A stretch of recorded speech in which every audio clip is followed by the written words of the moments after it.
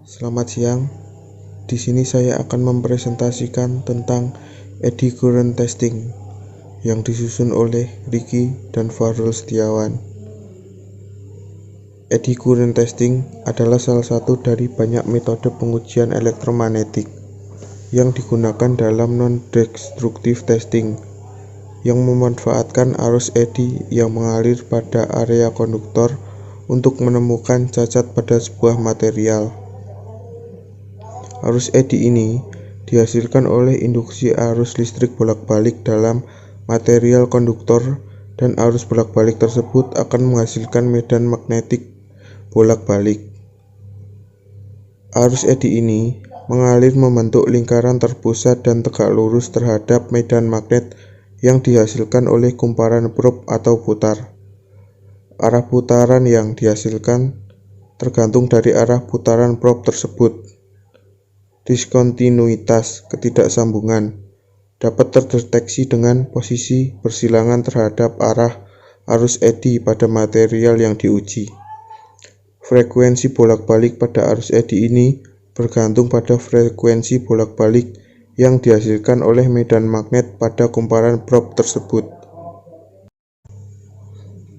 Alat yang diperlukan untuk melakukan eddy current testing antara lain AC generator sebagai supplier tegangan pada kumparan dan sebagai pengatur besar frekuensi yang diberikan. Display sebagai alat untuk mengamati bacaan hasil pengujian. Berikut ini akan saya tampilkan video tentang eddy current testing agar teman-teman bisa lebih memahaminya.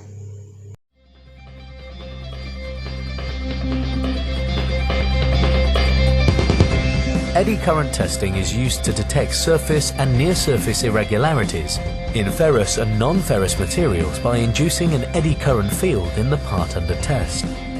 Eddy current inspection is a highly portable technique and a core speciality of NDT Services Limited.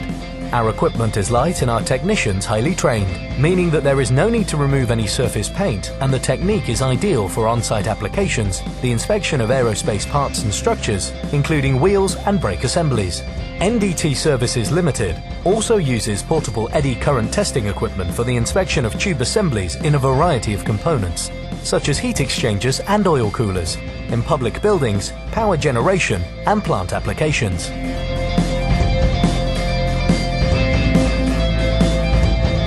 NDT Services Limited, the ultimate materials testing service.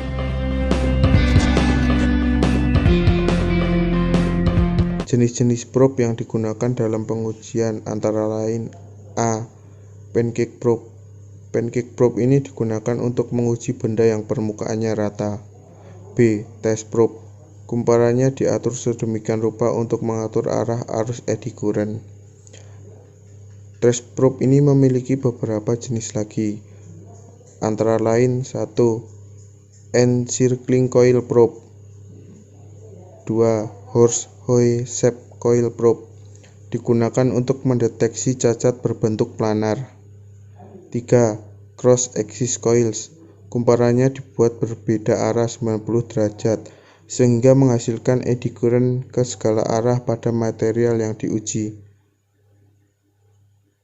Adapun cara kerja lingkaran dan sektor uji kumparan eddy current. 1. Produk dilewatkan atau berdekatan dengan kumparan uji listrik yang ditarik oleh arus bolak-balik. 2. Ini menginduksi aliran eddy current di sekitar bahan uji atau dalam kasus kumparan pada sektor di bagian bawah kumparan. Anomali pendek atau intermittent atau juga cacat menyebabkan variasi dalam pola eddy current yang dideteksi oleh instrumen. Produk bergerak secara longitudinal melalui probe test berputar yang menghasilkan pola pencarian helix. Saat probe melewati material yang cacat, variasi dalam pola eddy current yang diinduksi terdeteksi. Panjang cacat minimum yang dapat dideteksi secara konsisten merupakan fungsi dari kecepatan putar probe serta kecepatan throughput material.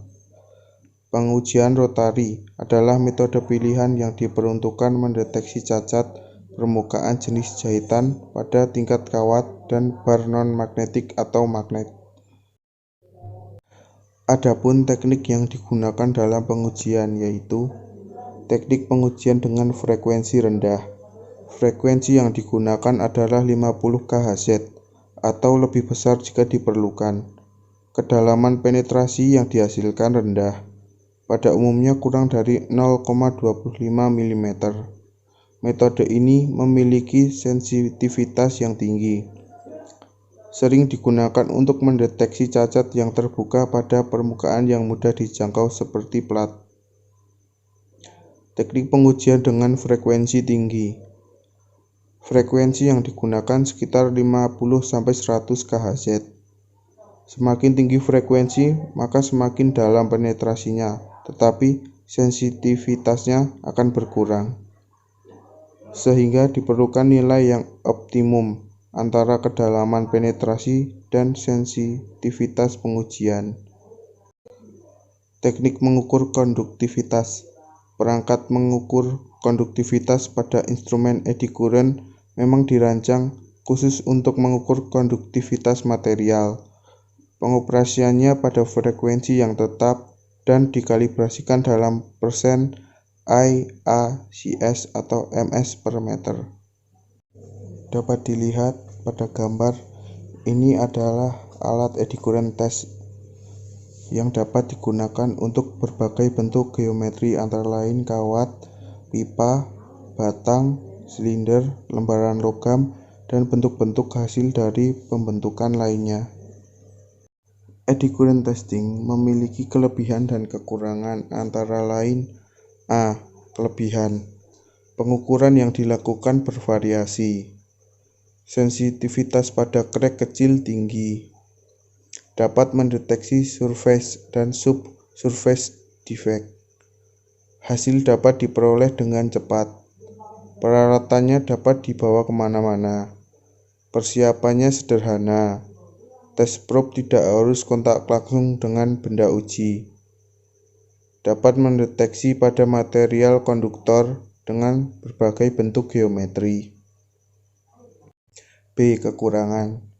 Hanya untuk material konduktor. Permukaan harus dapat dijangkau oleh probe. Diperlukan skill yang tinggi dan training yang lebih intens. Kekasaran dan kehalusan permukaan dapat berpengaruh. Dibutuhkan standar referensi untuk setup. Kedalaman penetrasi terbatas. Cacat seperti delaminasi yang sejajar dengan lilitan coil probe dan scan probe tidak dapat dideteksi. Nah, jadi kesimpulannya, eddy current memanfaat perubahan intensitas arus imbas untuk mendeteksi cacat pada material. Cacat ini dapat dilihat karena perubahan bentuk arus eddy ketika probe mendeteksi pada material. Eddy current test dapat diaplikasikan pada berbagai bentuk geometri benda. Sekian presentasi dari kami. Terima kasih.